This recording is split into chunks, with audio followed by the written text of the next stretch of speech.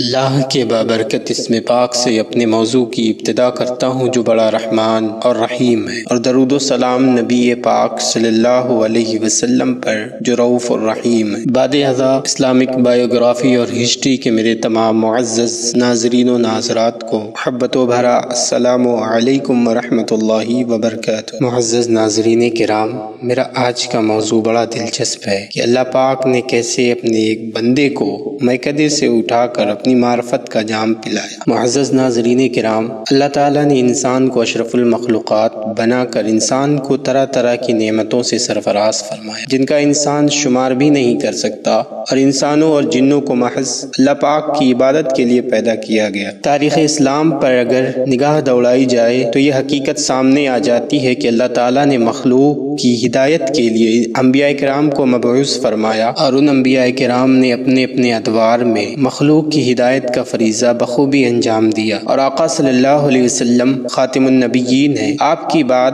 نبوت کا سلسلہ تو ختم ہو گیا، اس لیے آقا صلی اللہ تعالی علیہ وسلم کے بعد امت کی ہدایت اور رہبری کے لیے اولیاء کرام بھیجے گئے جن کا سلسلہ قیامت تک جاری و ساری رہے گا۔ اور کوئی ماں کے شکم سے ولی پیدا ہوتا ہے تو کسی کو اللہ پاک اپنا ولی بنا لیتا ہے، اور انہی اولیاء کرام کی فہرست میں بشر حافی رحمۃ اللہ علیہ کا نام بھی ہے جن کا ذکر میں آج کر رہا ہوں۔ اللہ پاک نے انہیں کیسے میکدے سے اٹھا کر اپنی معرفت کا جام پلایا۔ ان کی ابتدائے توبہ یوں ہوئی کہ عالم مستی میں کہیں جا رہے تھے، راستے میں ایک پرزۂ کاغذ زمین پر پڑا ہوا نظر آیا۔ تعظیماً اسے اٹھایا، کاغذ پر بسم اللہ شریف لکھی ہوئی تھی۔ بشر حافی رحمۃ اللہ علیہ نے اس پرزۂ کاغذ پر عطر لگایا اور کسی پاک جگہ پر رکھ دیا۔ اللہ پاک کو ان کی ادا اس قدر بھا گئی، بغداد کے ایک درویش کو آقا صلی اللہ علیہ وسلم کی زیارت ہوئی، جس میں آقا صلی اللہ علیہ وسلم نے انہیں حکم فرمایا کہ بشر نامی شخص کو کہہ دو کہ اللہ تعالیٰ نے تمہارا نام اللہ والوں کی فہرست میں لکھ لیا ہے۔ صبح درویش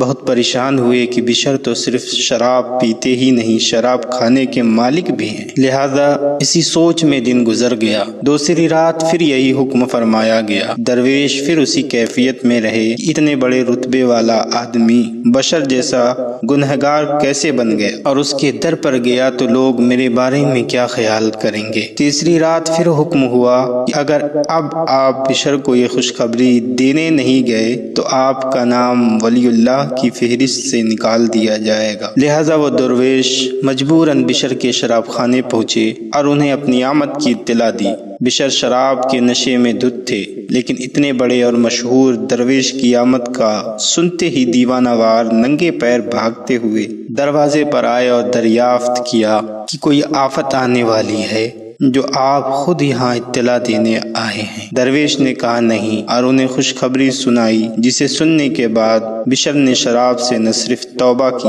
بلکہ تمام شراب ضائع کر دی، اور پھر کبھی پیر میں چپل نہیں پہنی۔ ننگے پاؤں رہا کرتے تھے کہ جب مجھے ولایت کی اطلاع ملی میں ننگے پیر بھاگتا ہوا آیا تھا، اور اللہ تعالیٰ کی بادشاہی تمام زمین پر ہے، لہذا شاہی فرش پر جوتے پہن کر چلنا آداب کے منافی ہے۔ یہی وجہ ہے کہ آپ کو حافی کہا جاتا ہے، یعنی ننگے پیر والا۔ لہذا اللہ پاک نے ان کے اس ادب پر ان کو یہ عزت دی کہ بغداد کی کسی گلی میں کوئی جانور نجاست نہیں کرتا تھا کہ نہ جانے کس جگہ بشر حافی پیر رکھیں۔ اور ایک دن جب بغداد کی ایک گلی میں ایک جانور نے نجاست کی تو لوگ سمجھ گئے کہ آج بشر حافی کا انتقال ہو گیا ہے۔ معزز ناظرین کرام، اللہ پاک نے کو وہ مرتبہ عطا فرمایا کہ وقت کے امام احمد بن حنبل رضی اللہ عنہ جیسی شخصیت آپ کی معیت میں رہنے پر فخر کیا کرتی۔ امام احمد بن حنبل رضی اللہ عنہ سے آپ کے عقیدت مندوں نے پوچھا، آپ محدث و فقیہ ہونے کے باوجود ایک مجذوب کے ہمراہ کیوں رہتے ہیں؟ فرمایا کہ مجھے اپنے علوم پر مکمل طور پر عبور حاصل ہے، لیکن وہ مجذوب اللہ کو مجھ سے زیادہ بہتر جانتا ہے۔ معزز ناظرین کرام، اختتام کلام آپ کے کچھ ارشادات پر کرتا ہوں۔ آپ فرماتے ہیں جو شخص دنیا کی عزت اور عاقبت کی سرفرازی کا طالب ہے، اس کے لیے یہ تین چیزیں بہت ضروری ہیں: غیر سے انعام کی ہوس نہ رکھے، کسی کو برا نہ کہے، کسی کی دعوت قبول نہ کرے۔ سالک کبھی غیر اللہ کو منعم نہیں سمجھتا، منعم حقیقی خدا کی ذات ہے، اپنے ہم جنسوں سے مانگنا ظلم ہے۔ اسی طرح جو کسی کی برائی کرتا ہے دراصل خدا پر نکتہ چینی کرتا ہے، کیونکہ ہر چیز کا خالق وہی ہے۔ مخلوق کی عیب جوئی دراصل خالق کی عیب جوئی ہے، بجز کفار کے جن کو بحکم خداوندی برا کہا جاتا ہے۔ دعوت طعام سے پرہیز کا مقصد یہ ہے کہ رزاق مطلق باری تعالیٰ کی ذات ہے، اگر کوئی بندہ روزی کا سبب بنے تو اس پر نہیں بلکہ رزاق مطلق پر نظر ہونی چاہیے، اور یہ سمجھنا چاہیے کہ جو کچھ بھی وہ پیش کر رہا ہے وہ باری تعالیٰ کی طرف سے ہے۔ اگر دعوت طعام دینے والا یہ سمجھتا ہو کہ پیش کردہ طعام اس کا اپنا ہے اور وہ از راہ احسان پیش کر رہا ہو تو قبول نہیں کرنا چاہیے، کیونکہ روزی میں کسی کا احسان نہیں۔ آپ کا یہ بھی فرمان ہے کہ میں نے ایک مرتبہ آقائے دو جہاں صلی اللہ علیہ وسلم کی زیارت سے میں مشرف ہوا تو حضور نے پوچھا، اے بشر، کیا تجھے علم ہے کہ تیرے دور کے بزرگوں سے تیرا درجہ کیوں بلند کیا گیا؟ میں نے عرض کیا، یا رسول اللہ صلی اللہ علیہ وسلم،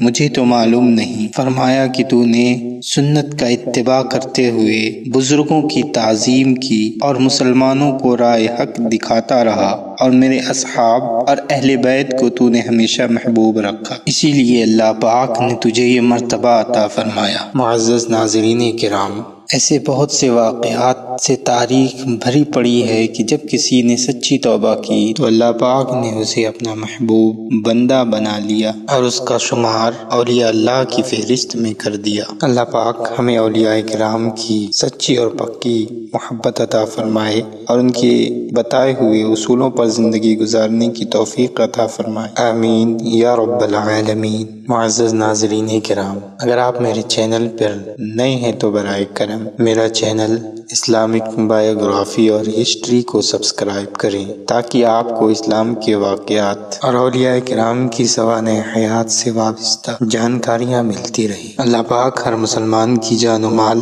ایمان و عمل، عزت و آبرو کی حفاظت فرمائے، آمین یا رب العالمین۔ السلام علیکم ورحمۃ اللہ وبرکاتہ۔